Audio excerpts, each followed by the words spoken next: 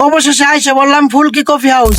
Hey guys, আসসালামু আলাইকুম। সবাই কেমন আছেন? আশা করি ভালো আছেন। আলহামদুলিল্লাহ, আমিও ভালো আছি। এমডি আব্দুল্লাহ পেজ থেকে আমি আছি আব্দুল্লাহ। আজকের ভিডিওটা হচ্ছে ভিন্ন। অবশেষে চলে আসলাম ফুলকি কফি হাউস। সাথে আছে ছোট ভাই এপি জামালপুর এবং আমিনুর ভাই। এই হচ্ছে ভাইরাল ফুলকি কফি হাউস, জামালপুর জেলার মেলান্দহ থানার জাউগড়া ইউনিয়ন কাপাসাটিয়া গ্রামের ফুলকি কফি হাউস। সাথে থাকুন, দেখতে থাকুন আজকের ভিডিও। মিঠি মিঠি পায়ে আমরা প্রবেশ করছি। আমরা আসছিলাম রাত্রে প্রায় 10টার দিকে। আমরা তেমন মানুষ খুঁজে পাইনি।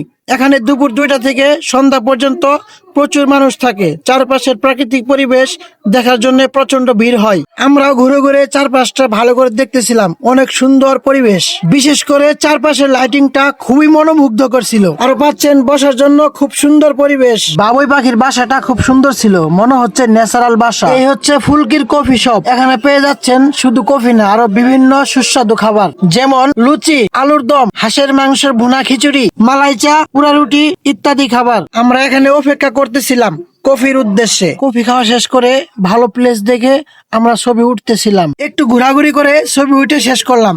এরকম মনোমুগ্ধকর পরিবেশ উপভোগ করতে চলে আসলুন ফুলকি কফি হাউসে। লোকেশনটা আমি আবার বলছি, কাপাসাটিয়া গ্রাম, জাউগড়া ইউনিয়ন, মিলান্দ থানা, জামালপুর জেলায় অবস্থিত ফুলকি কফি হাউস। সম্পূর্ণ ভিডিও দেখার জন্য ধন্যবাদ। ভালো থাকবেন, সুস্থ থাকবেন। আল্লাহ হাফেজ।